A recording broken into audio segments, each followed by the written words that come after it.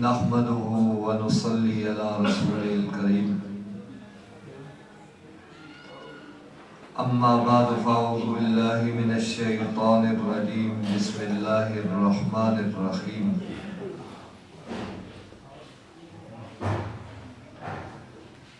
إن هذا القرآن يهدي للتي هي أقوم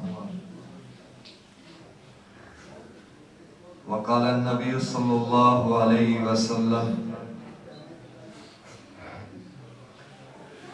مثل ما بعثني الله تعالى من العلم والهدى كمثل الغيث الكثير أصاب أرضا فكانت منها طائفة طيبة قبلت الماء فأنبتت الكلاء والعشب الكثير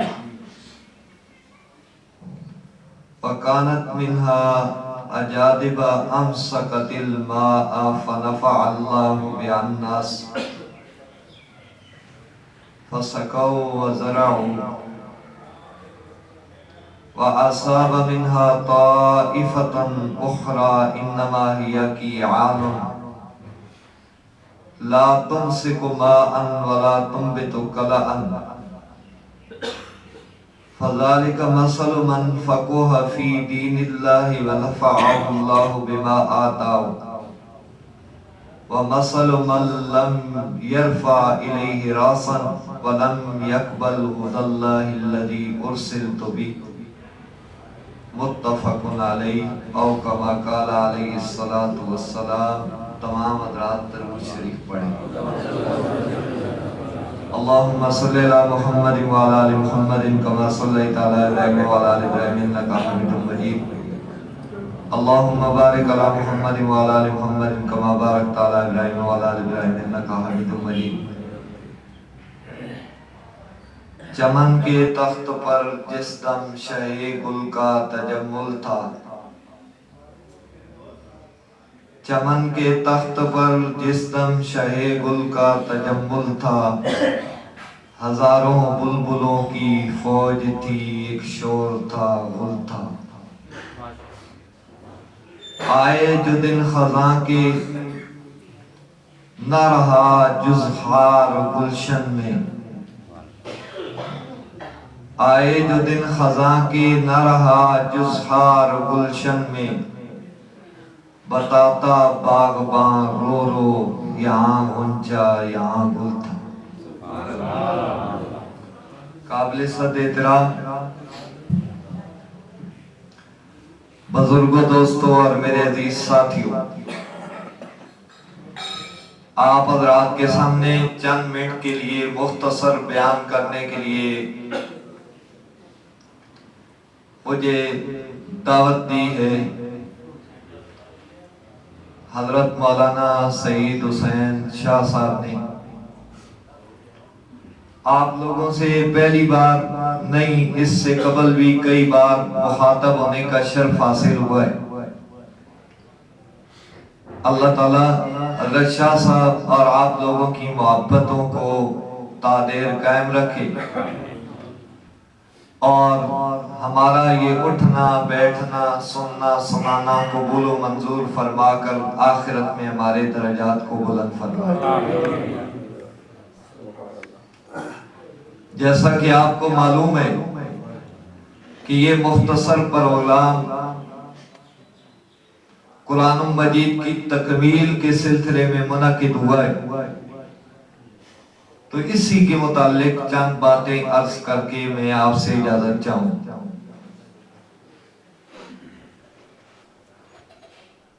حضرت امام بخاری رحمت اللہ علیہ نے فضائل قرآن کے اندر ایک حدیث نقل کی ہے، اسی سے شروع کرتا ہوں۔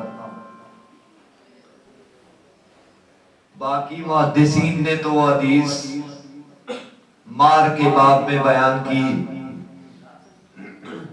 لیکن امام بخاری رحمت اللہ علیہ نے وہ حدیث فضائل قرآن میں بیان کی۔ آپ صلی اللہ علیہ وسلم اسی طرح مجلس میں بیٹھے ہوئے تھے، ایک عورت آئی، آ کر عرض کی اللہ کے رسول میں نے اپنی جان آپ کے لیے بخش دی، آپ مجھے اپنے نکاح میں قبول کر لیں۔ نبی علیہ السلام نے نظر اٹھا کر دیکھا، پھر نظر نیچے کر دی، پھر دیکھا، پھر نیچے کر دی۔ ایک دیوانہ صحابی مجلس کے اندر موجود تھا، غریب صحابی، کہنے لگا اللہ کے رسول اگر آپ کو اس عورت کے ساتھ نکاح کرنے کی حاجت نہیں تو آپ اس عورت کے ساتھ میرا نکاح کر دیں۔ میری بات آپ کو سمجھ آ رہی ہے؟ آپ صلی اللہ علیہ وسلم نے اس صحابی سے پوچھا تیرے پاس کوئی مال و دولت ہے؟ کہنے لگا نہیں۔ فرمایا جاؤ گھر میں تلاش کرو، اگرچہ لوہے کی ایک انگوٹھی مل جائے تو تب بھی تیرا کام بن جائے گا۔ صحابی گیا، گھر میں دیکھا کوئی چیز نہیں ملی، لوہے کی انگوٹھی بھی نہیں ملی۔ پھر واپس آیا، آپ نے پوچھا، کہنے لگا یا رسول اللہ گھر میں کوئی چیز نہیں۔ آپ نے پوچھا قرآن یاد ہے؟ قرآن یاد ہے؟ کہنے لگا نام سورۃ کذا و سورۃ کذا۔ مجھے پورا قرآن تو یاد نہیں، پورا قرآن تو یاد نہیں، لیکن قرآن کا کچھ حصہ یاد ہے، فلاں فلاں سورت مجھے یاد ہے۔ آپ نے فرمایا اذهب فقد زوجتکہا بما معک من القرآن، جا میں نے تیرا نکاح اس عورت کے ساتھ اس وجہ سے کر دیا ہے کہ تجھے قرآن یاد ہے۔ میں نے تیرا نکاح اس عورت کے ساتھ اس وجہ سے کر دیا ہے کہ تجھے قرآن یاد ہے۔ آپ نے اس بات پر غور کیا کہ وہ عورت جو اپنے آپ کو نبیوں کے سردار کے نکاح میں لانا چاہتی تھی، وہ عورت جو اپنے آپ کو نبیوں کے سردار کے نکاح میں دینا چاہتی تھی، اور وہ عورت جو ساری انسانیت کی ماں بننا چاہتی تھی۔ نبی کی بیویاں مومنوں کی مائیں ہیں کہ نہیں؟ ہے نا؟ ازواجہ امہاتہم، وہ عورت یہ چاہتی تھی کہ آپ صلی اللہ علیہ وسلم کی بیویوں میں میرا نام آ جائے۔ وہ عورت یہ چاہتی تھی کہ میں نبی کی پگڑی بن جاؤں۔ وہ عورت یہ چاہتی تھی کہ میں نبی کا لباس بن جاؤں۔ وہ عورت یہ چاہتی تھی کہ میں نبی کی عزت بن جاؤں۔ وہ عورت یہ چاہتی تھی کہ میں مومنوں کی ماں بن جاؤں۔ پیغمبر نے اس عورت کا نکاح اس صحابی سے کر دیا جس کو قرآن یاد تھا۔ جس کو کیا یاد تھا؟ قرآن یاد تھا۔ آج مسلمانوں کے معاشرے کے اندر نظر دوڑا کر دیکھو کہ پیغمبر کی اس سنت پر عمل کرنے والے لوگ کتنے اور اس کو ٹکرانے والے کتنے ہیں کہ نہیں؟ عام معاشرے کے اندر دیکھو، لڑکا اگر دیندار ہے، اس کے چہرے پہ داڑھی ہے، اس کی کوئی اہمیت نہیں۔ لڑکا اگر مولوی ہے، اس کی کوئی اہمیت نہیں۔ لڑکا اگر حافظ ہے، اس کی کوئی اہمیت نہیں۔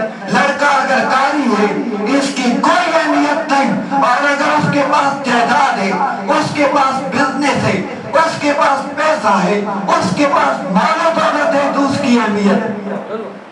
افسوس ہونا چاہیے کہ نہیں ہونا چاہیے؟ ہم کس دور کے اندر سے گزر رہے؟ ہم بڑے شوق سے یہ کہتے ہیں کہ کہ ہم نبی آخر الزمان کی امتی ہے، اور میرے آقا نے تو آخرت کو ترجیح دی، میرے آقا نے تو دین کو ترجیح دی، میرے آقا نے تو قرآن کو ترجیح دی، میرے آقا نے تو اسلام کو ترجیح دی، میرے آقا نے تو داڑھی کو ترجیح دی، میرے آقا نے تو نماز کو ترجیح دی، روزے کو ترجیح دی، حج کو ترجیح دی، زکات کو ترجیح دی، پوری دنیا کو پیچھے کر دیا، اسلام کو آگے کر دیا، اور آج کا مسلمان اسلام کو پیچھے کرتے ہوئے اور دنیا کو آگے کرتے ہوئے نظر آتا ہے۔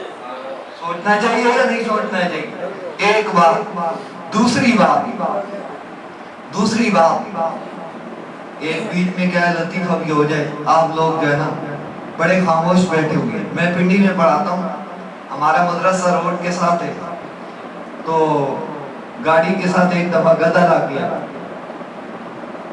لگ کے مر گیا، تو ہم نے فون کیا، ہو محکمہ ہوتا ہے حکومتی سرکاری کہ بھائی اس کو اٹھا لو، تو ٹائم پہ نہیں آئے، طلباء سے اٹھوا کے سیٹ پہ کر دیا، تھوڑی دیر کے بعد پہنچا، سمجھ آ رہی ہے کہ نہیں؟ تو دفتر میں بٹھایا، چائے سے پلائی، تو میں نے کہا آپ کو فون کیا لیکن آپ بر وقت نہیں پہنچے، کہنے لگا کہ دفنانا، غسل دینا، جنازے پڑھنا، یہ سارے کام تو مولویوں کے، یہ سارے کام تو مولویوں کے، اگر آپ نے کر دیا تو کیا ہو گیا؟ میں نے کہا بالکل، ہمیں اس بات پہ فخر ہے، ہمیں اس بات پہ فخر ہے، یہ دین کے کام ہے، مولویوں کے کام ہے، ہمیں اس پہ فخر ہے، لیکن کم از کم وارثوں کو بتانا پڑتا ہے، وارثوں کو بتانا پڑتا ہے نا، بغیر بتائے تو نہ بندہ جنازہ کر سکتا ہے، نہ کفن دفن کر سکتا ہے۔ میں نے کہا آپ وارث تھے اس وجہ سے کیا ہے آپ کو بتائے، تو میرے دوستو کوئی قرآن کا وارث ہے، کوئی قرآن کا وارث ہے، اور کوئی مسجد کا وارث ہے، اور کوئی دین کا وارث ہے، اور کوئی دنیا کا وارث ہے، سمجھ آ رہی ہے کہ نہیں؟ ہمیں تو اس بات پہ فخر۔ نبی علیہ السلام نے جب معراج کی، اللہ نے معراج نصیب کی، تو وہ کہاں سے کہاں تک گئے تھے؟ مسجد مسجد تک، مسجد حرام سے مسجد اقصی تک، پیغمبر کی معراج کا ایک حصہ مسجد حرام سے مسجد اقصی تک، آپ صلی اللہ علیہ وسلم نے ساری زندگی اپنا دل مسجد کے ساتھ، مدرسے کے ساتھ لگائے رکھا، مدینے میں پہنچے، سب سے پہلے مسجد نبوی کی بنیاد رکھی، مسجد کے ساتھ تعلق رہا، قرآن کے ساتھ رہا۔ تو اگر آپ بھی قرآن اور اہل قرآن کے ساتھ تعلق جوڑ لو گے تو تمہاری دنیا کیا ہے، آپ کے دونوں جان کیا ہو جائیں گے، سمجھ جائیں گے۔ آخر میں جو حدیث میں نے پڑھی ہے اس کا ترجمہ کر کے آپ سے اجازت چاہوں گا، کیونکہ اصل بیان جو ہے نا حضرت مولانا غریب نواز صاحب کا ہوگا، اللہ تبارک و تعالیٰ ان کے علم میں عمل میں برکت نصیب فرمائے۔ نبی اکرم صلی اللہ علیہ وسلم نے فرمایا کہ اللہ تعالیٰ نے مجھے جو علم دے کر بھیجا ہے اس کی مثال بارش کی۔ حضرت صاحب بھی مجھ سے پہلے بیان کر رہے تھے اور انہوں نے بھی اس کا حوالہ دیا کہ اللہ نے مجھے جو علم دے کر بھیجا ہے اس کی مثال کیا ہے، بارش کی۔ پھر آپ صلی اللہ علیہ وسلم نے اس کی تھوڑی سی تفصیل کی، فرمایا بارش زمین کے اوپر اترتی ہے تو زمین کے 3 حصے ہو جاتے ہیں۔ کتنے سے؟ 3 حصے۔ ایک حصہ وہ ہوتا ہے جو بارش کا پانی جذب کر لیتا ہے اور اس کے اندر سے طرح طرح کی کھیتیاں اگتی ہیں، جس طرح آج دیکھ رہے ہیں آپ، باہر کھیتیاں اگی ہیں، پھول اگے ہیں، ہر طرح کی چیز اگی۔ ایک حصہ وہ ہوتا ہے۔ ایک حصہ زمین کا وہ ہوتا ہے جو اگاتا تو کچھ نہیں لیکن پانی کو روک لیتا ہے، اور لوگ پھر اس پانی سے کیا ہے، نفع حاصل کرتے ہیں۔ جس طرح لوگوں نے کیا ہے، باندھ باندھے ہوتے، بارش کا پانی ان کے اندر آ کر کیا ہے، رک جاتا ہے، پھر وہی پانی فصلوں کو لگتا ہے، سیراب ہوتا ہے، حیوان پیتے۔ تیسرا حصہ زمین کا وہ ہوتا ہے جو بالکل چٹیل میدان جس کو سائنس کی اصطلاح میں سیموتھور کہتے ہیں، جو نہ کوئی چیز اگاتا ہے اور نہ پانی کو روکتا ہے، نہ پانی کو روکتا ہے۔ نبی علیہ السلام نے فرمایا کہ اللہ نے مجھے قرآن دے کر بھیجا، میں نے آ کر اس قرآن کے ذریعے لوگوں پر کیا ہے محنت کی، لوگ 3 حصوں میں تقسیم ہو گئے، لوگ 3 حصوں میں تقسیم ہو گئے۔ ایک حصہ تو وہ تھا جنہوں نے قرآن کے علم کو محفوظ کر کے لوگوں تک پہنچایا، محفوظ کر کے لوگوں تک پہنچایا۔ یہ کون لوگ ہیں؟ یہ فقہاء ہیں، امت کے فقہاء۔ صحابہ کے اندر عبداللہ بن مسعود رضی اللہ تعالیٰ عنہ، عبداللہ بن عباس رضی اللہ تعالیٰ عنہ، ابی بن کعب رضی اللہ تعالیٰ عنہ، زید بن ثابت رضی اللہ تعالیٰ عنہ، معاذ بن جبل رضی اللہ تعالیٰ عنہ، علی المرتضی رضی اللہ تعالیٰ عنہ، اور ابی بن کعب رضی اللہ تعالیٰ عنہ، زید بن ثابت رضی اللہ تعالیٰ عنہ، حضرت ابو بکر صدیق، حضرت عمر فاروق، حضرت عثمان غنی، حضرت علی المرتضی، یہ سارے صحابہ وہ صحابہ ہیں جنہوں نے قرآن و حدیث کے علم کو لیا، لے کر محفوظ کیا، اور پھر اس کے آگے امت تک وہ سارا کیا ہے پہنچا دیا۔ جس طرح زمین کا ایک حصہ ہوتا ہے جو پانی کو لیتا ہے اور لے کر اس کے اندر سے کیا ہے پھول اور ہر طرح کی چیزیں اگاتا ہے، اور لوگ اس سے کیا ہے فائدہ حاصل کرتے ہیں۔ سمجھ آ رہی ہے کہ نہیں؟ دوسرا حصہ زمین کا وہ ہوتا ہے جو اگاتا تو کوئی چیز نہیں لیکن پانی کو سٹھا کر لیتا ہے۔ یہ کون لوگ ہیں؟ یہ محدثین کا گروہ ہے، چاہے صحابہ میں ہوں، چاہے تابعین میں ہوں، چاہے تبع تابعین میں ہوں، جنہوں نے پیغمبر کی حدیث کو یاد کیا، قرآن کو یاد کیا، پیغمبر کی حدیث کو یاد کیا، یاد کر کے محفوظ کر لیا، مسائل تو مستنبط نہیں کیے لیکن آگے پہنچا دیا۔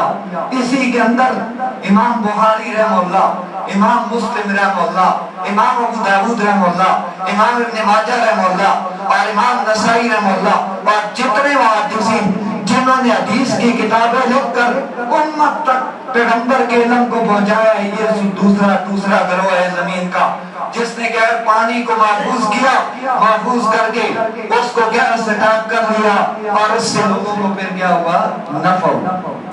ایک تیسری زمین ہے، ایک تیسری زمین ہے جو چٹیل میدان، جو چٹیل میدان، بارش ہو رہی ہے، بارش ہو رہی ہے لیکن اس کو کوئی پتہ نہیں، نہ تو دینے میں محفوظ کیا اور نہ ہی کیا ہے سٹاپ کیا۔ یہ کون ہے؟ یہ عام لوگ ہیں، یہ کیا ہے عام لوگ ہیں جو قرآن کی تعلیمات ہونے کے باوجود اس کے اوپر عمل نہیں کرتے۔ میرے دوستو، قرآن صرف الماریوں میں رکھنے کے لیے نہیں آیا، قرآن ایک مکمل ضابطہ حیات ہے، مکمل ضابطہ حیات ہے، قرآن ایک قانون ہے، قرآن ایک لائے عمل ہے، قرآن ایک نظریہ ہے، قرآن ایک فکر ہے، قرآن ایک سوچ ہے، اور قرآن ہی ہمارا عدالتی نظام ہے کہ نہیں؟ جن لوگوں نے لارڈ میکالے کے قانون کو اہمیت دی، قرآن کے قانون کو پسے پشت ڈالا، وہ قیامت کی صبح تک ٹھوکریں ہی کھاتے رہیں گے، ان کی زندگیوں کے اندر تبدیلی نہیں آ سکتی ہے کہ نہیں ہے؟